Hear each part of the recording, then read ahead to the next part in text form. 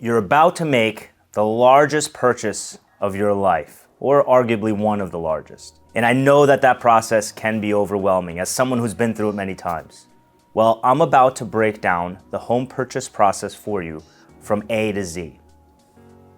Now, I must note that this process that I'm going to explain is exclusive to New Jersey because it does vary state by state. So my name is Ed Verdell, and I run a team of agents called the VIP team at Compass. So as I begin to describe the first 3 steps, I want to let you know that they can happen in different order. The first step is you want to decide where you're going to live.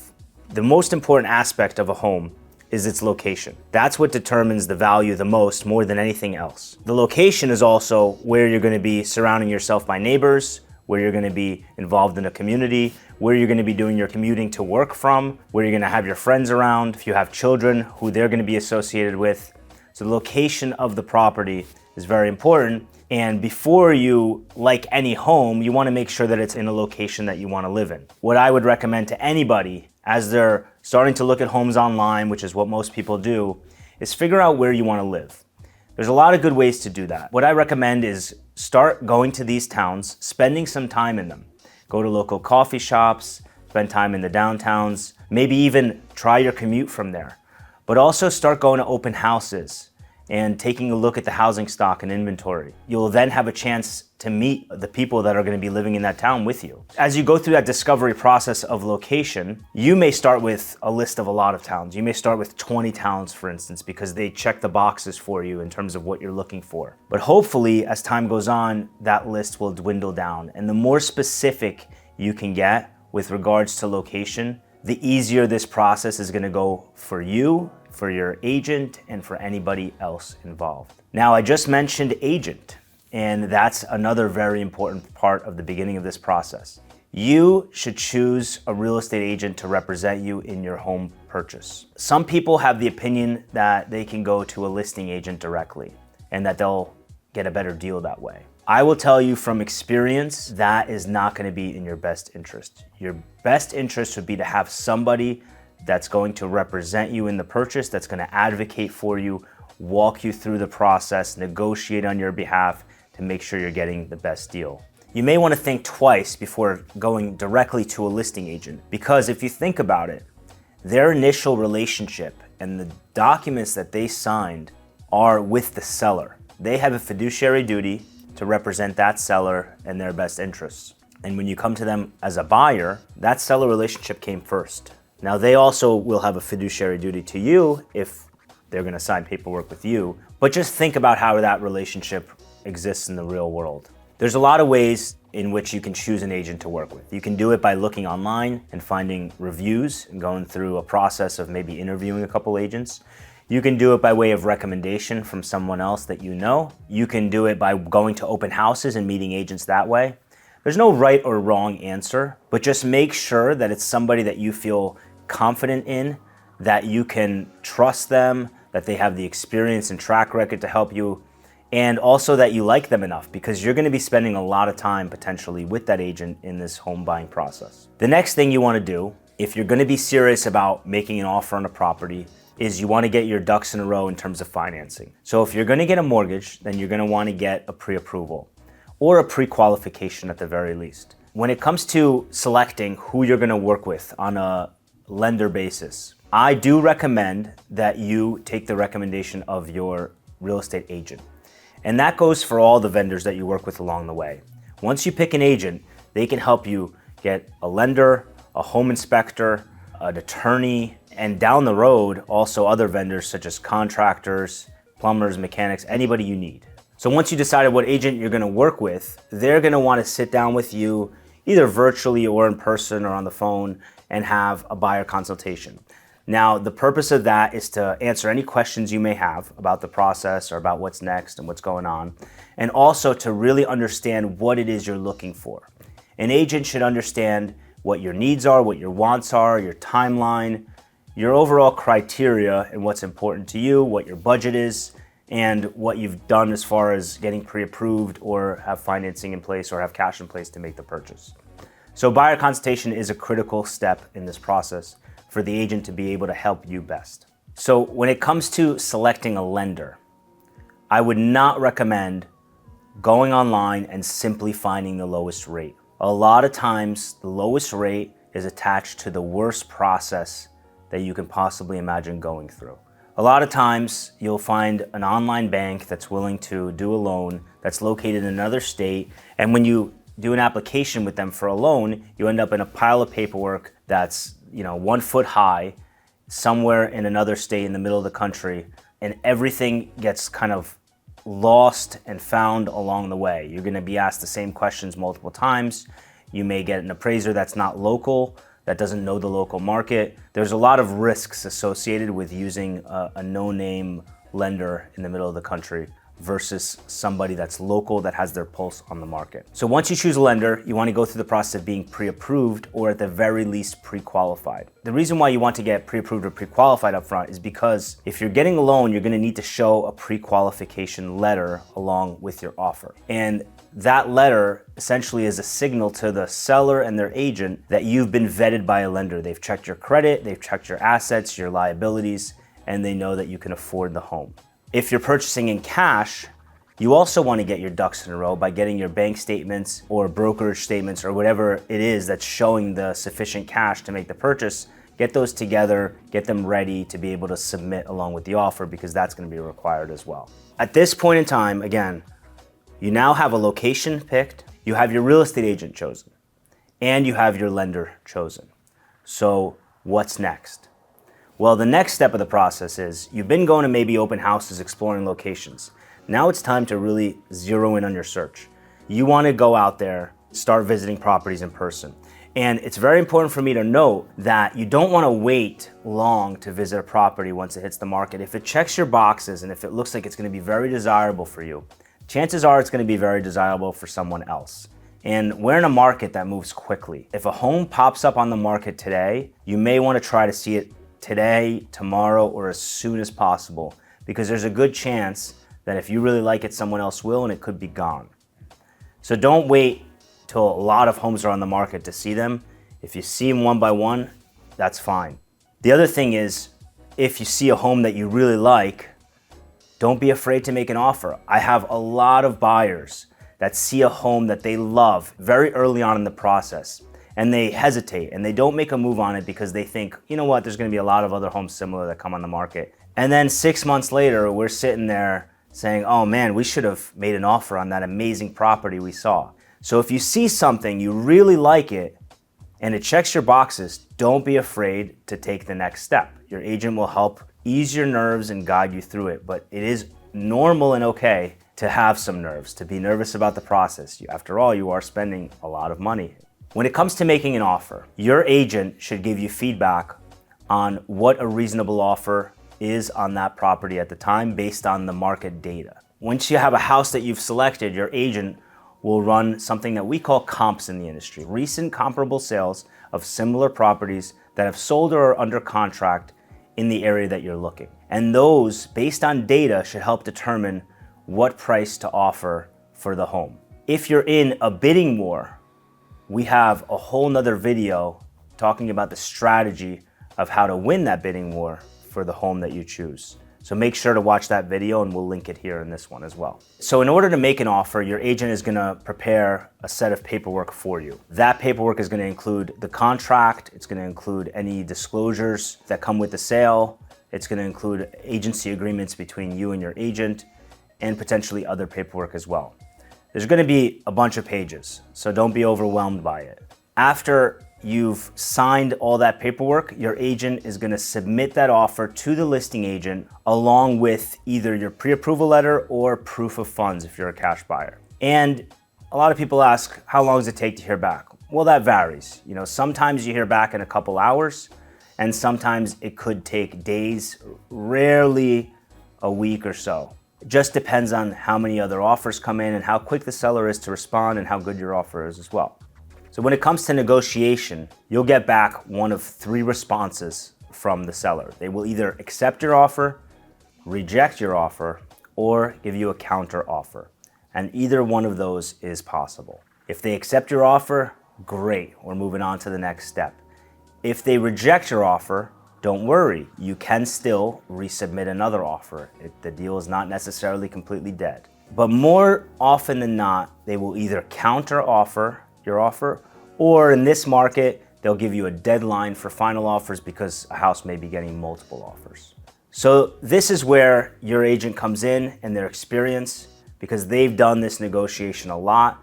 Take their recommendations, talk to them, and figure out what the best strategy is for getting this home, or at least what the maximum cap you should even attempt to get this home for is. So your agent will help come up with the best negotiation strategy, and hopefully you can negotiate a deal to move on to the next step. Okay, so let's say we've negotiated now and an offer has been accepted. Congratulations. Well, I usually don't say congratulations yet to my clients because in New Jersey, we have a period of time called attorney review. And that's what we're going to talk about next. There's a misconception that attorney review is 3 days in New Jersey.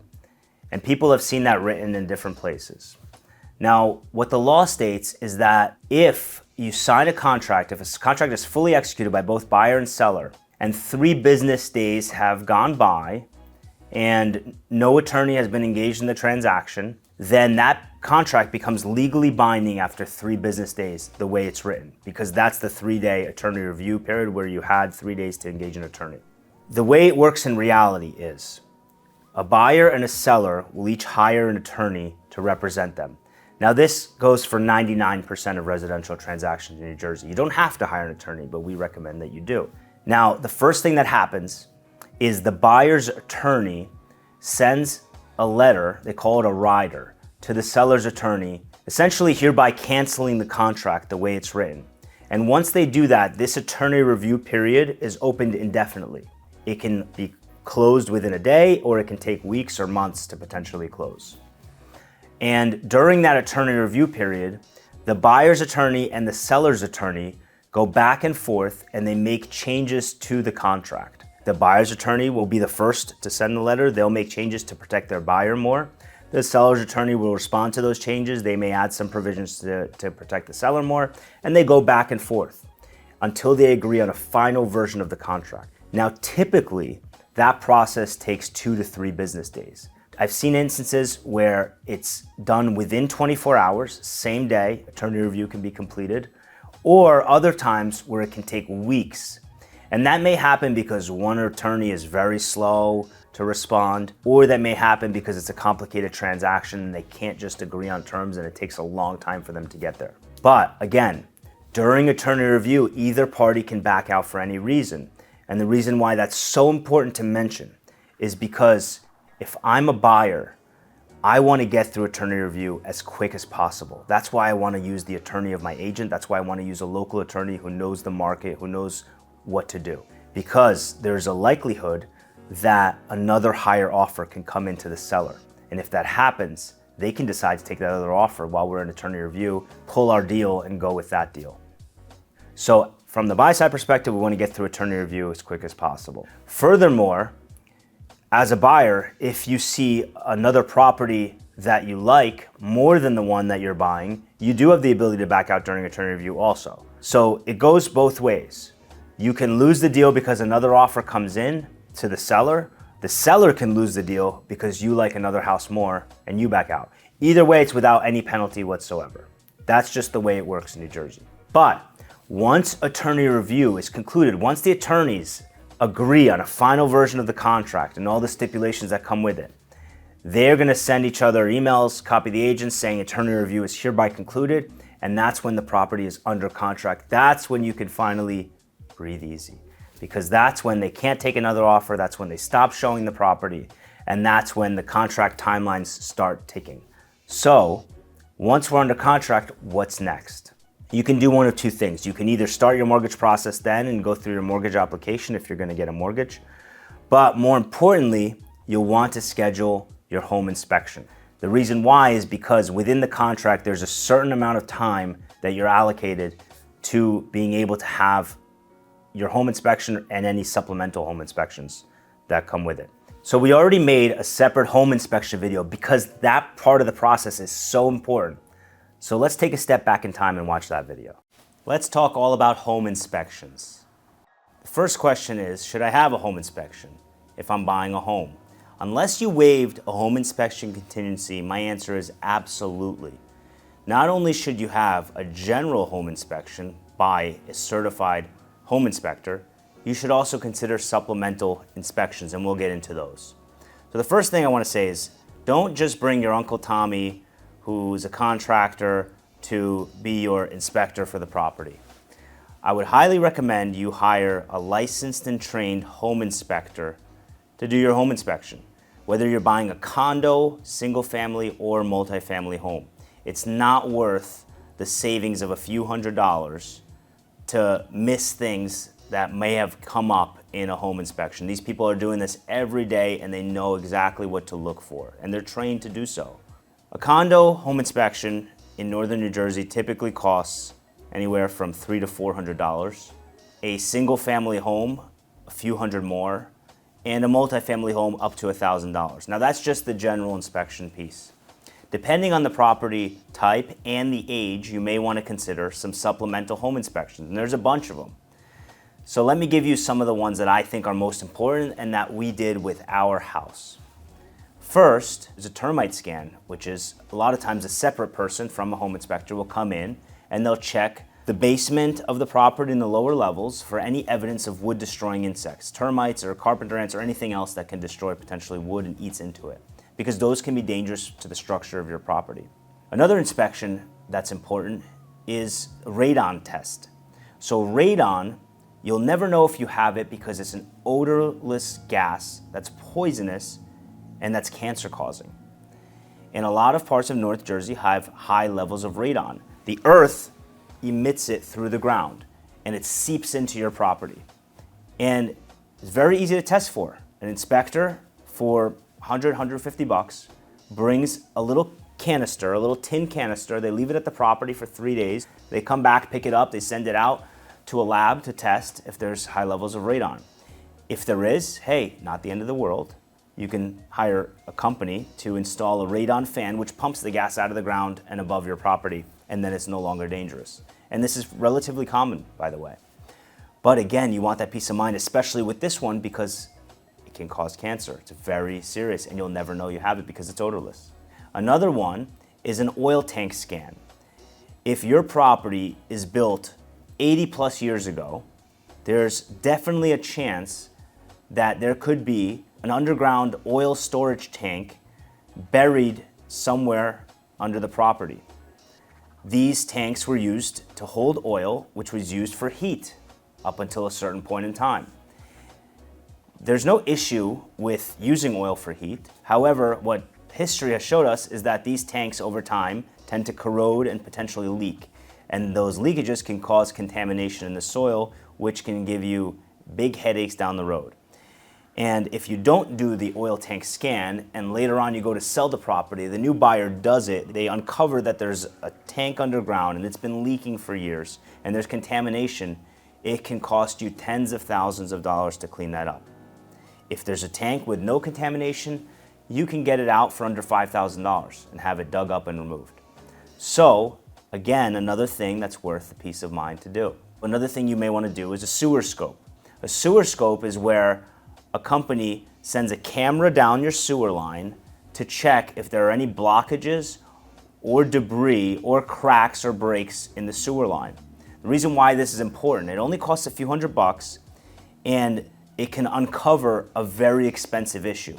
Because if you have to replace the sewer line going from your property connecting into the street sewer, it can cost you over $10,000. So for a few $100, you should have that peace of mind. And if there are issues with the sewer, don't freak out, it's not the end of the world. Some of them can be fixed pretty easily. If there's blockages, there are companies that can jet them out with high pressure water. If there's roots growing through your sewer, which we've seen, there are companies that can saw them off. There's different options. But the important thing is you have the peace of mind and you do that home inspection. If you have a pool, you would consider getting a pool inspection. They would check that the pool's functioning properly, there's no major cracks or leaks. If there's a pool heater, that works. All the different mechanical components of the pool and the interior of the pool itself. If your water is on a well, then you'll want to do an inspection of the well. If your sewer is septic, you'll want to do a septic tank inspection. There are a lot of other supplemental inspections, and I can sit here for another hour and give you ideas of what you can do. But those are the major ones that you will not want to miss. And when I was purchasing my own home, or when I purchase any property, I try to cover the basics and make sure I have those very important home inspections. So again, to recap, you have a general home inspection, you have a termite test, you have a radon test, you have an oil tank scan, you have a sewer scope. Those 5 I would recommend on any home. Outside of that, if you have a pool, if you have a septic system, if you have a well, you'd want to get those done as well. Or if you have an older roof, you may want to hire a roofing company to take a look at it. There are a lot of other things to look at. So the best thing to do, ask your realtor. Your realtor will recommend a home inspector. When you're at the general home inspection, ask the home inspector, are there any other inspections I should do while I'm at the property? Hopefully you find this information helpful. If you have any questions about home inspections, home purchase process in general, please reach out. You have our contact information. Thanks and have a great day. So now that you've had your home inspections, you're gonna get reports from them. You're gonna get your general home inspection report, and any supplemental inspections you've done, you'll get reports as well. So what you should do at this point is consult with your agent and your attorney on which things from those reports and from your inspection you wanna put on a list for the seller to fix. The seller can fix things, they can give you credits. At the end of the day, the seller does not have any obligation to abide by your inspection report and to fix anything. It's their decision on whether they want to fix things and push the process forward. Also, if you're in a bidding war and you may have waived some inspection contingencies, keep that in mind, because you'll only be able to ask for things that are within the scope of what you agreed to in the contract. So once you submit a list of inspection requests to a seller, they will respond to that list, and they may say, hey, we'll fix items 1, 6, and 9, but we're not going to do anything to items 2, 4, 7, and 8. Or we're going to offer you a credit for number 5, we'll fix number 9, but we're not going to do anything from items 1, 2, 3, and 4. You know, there's a variety of ways they can respond. But again, they're not obligated to fix anything, and it's up to them and their decision on what they want to fix, what they want to give you credits for, and how they want to respond in general. But for me, it's important to note that the home inspection and its results is the second negotiation in this home purchase process. It's also where a lot of our deals die, because the sellers and buyers cannot agree on a path forward when it comes to home inspection issues. So if you're very motivated to buy the house, just keep that in mind. Is it worth losing for something that may cost a few $100 or a couple grand? Around the same time that the inspection contingency becomes due, so does your initial deposit for the purchase. So again, bear in mind the timelines within your contract, because you're usually going to have to give a check to the attorney or send a wire for the initial deposit for your purchase. And that amount can vary, so please do check the contract. Also, if you haven't begun your mortgage application process, this is the time to do it. This is the latest time you should start it, essentially, if you are getting a mortgage. Some people start their mortgage application process very early on, and that's fine. Some people wait until right after the home inspection. If you haven't begun your mortgage application process yet, you'll want to do so right now. And the first part of that mortgage application process is going to be for the lender to order an appraisal. Now, what is an appraisal? An appraisal is when the lender sends an independent third party to come see the property and give a valuation to the property that's independent, because the bank wants to understand their level of risk that they're assuming. Just because a contract says you're purchasing a house for $1 million doesn't mean it's actually worth $1 million. And that's why they want an independent third party to come in. You know, what if the house is only worth $500,000? Or what if it's worth $3 million? Well, the bank wants to know and has a right to know, because they're lending you a portion of that money. And in many cases, a very large portion of the money to purchase the home. So an appraisal is something that you don't have to be at, and you shouldn't be at really as a buyer. It happens very quickly. The third party contacts your agent, they schedule a time to go over to the property, they get there, they take some pictures, they take some measurements, and they leave. And as agents, we have no idea how the property appraised at the time, because most of their work is actually done when they go back to the office and sit in front of a computer and do the same thing that we did, which is look at comparable sales. They're going to look at tax records, MLS records. They're going to look at what has sold recently, what's under contract, maybe make a few phone calls to agents for the ones under contract, and they're going to use that to come up with a valuation on their property. A property can appraise for less than what you're buying it for, what you're buying it for exactly, or more than what you're buying it for. If it appraises for what you're buying it for or more, fantastic. You have no issues. The bank is going to lend you what you applied for, what you said you wanted to borrow. So if you were borrowing 80% of the funds from the bank, great, you have no issue. If it appraises for less, which does happen probably about 15% of the time in our transaction history, then it's very important to note that the bank is going to care about that appraisal value more than the contract price. When the bank evaluates the appraisal and the contract, they care about the lower of the two values. So if the appraisal is lower, the bank is going to say to you, well, look, we were going to lend you 80% of the contract price. You were going to buy a house for $1 million. We were going to give you $800,000. Now we see that it appraised for only $900,000. We're still going to give you 80%, but we're going to give you 80% of $900,000. So if you want to proceed with the transaction, you can make up the difference in cash. That's one path forward. Another path forward might be to restructure the loan. Instead of getting 80% of the funds, you may do a 90% loan if you're qualified to do so, based on discussion with your lender. But for me, the most important thing to note is that the bank cares about the lower of the two values between the appraisal and the contract price, and they're going to lend to you based on the lower of those values. You may have, in a bidding war, waived the appraisal contingency, so it really doesn't matter, you're still moving forward. Or you may have waived it down to a certain amount, saying you'll make up the difference if it's 10% or less. There's a lot of different language that could have been set for that. So just, again, pay attention to your contract, pay attention to the terms, because this is where they come in and become very important. But hopefully, it appraised for what you're buying it for or more, and everything's great, and you're gonna move forward to the next step. Once you have your appraisal, you've submitted your loan docs, you've been through your inspection, it takes usually about 3 to 5 business days to get your appraisal report back. When you do that, the bank puts that in their file, and they're also asking you for other documentation and information. They're asking you for pay stubs, bank statements, tax returns, different asset documents, different liability documents, but they want to put together a full file for you as a buyer, for their underwriting department, to fully underwrite you, to make sure that you're a level of risk that they're willing to accept. They already have the appraisal to see if the home is a level of risk they're willing to accept. And they put that all in a file together, they send that to their underwriting department, and they make a decision on you as a buyer, whether they're gonna give you the loan or not. The document that you're waiting for from them, and it's also a contingency in the contract, is called a mortgage commitment. The mortgage commitment is a document you receive once they've underwritten you and they decide that this is in fact a loan that we're willing to proceed with. The mortgage commitment is not a final document, because there are going to be stipulations in there of different things that you still have to do before you close on the property. For example, get homeowners insurance and things like that. And they may even have some outstanding document requests that are in there. But that mortgage commitment does have a deadline, so you do have to submit it to your attorney once you get it, and they have to send it over to the seller's attorney to stick with the timeline of the contract. Once you have your mortgage commitment, your attorney will typically order your title work and possibly a survey of the property if the lender requires it, or if you want it as a buyer.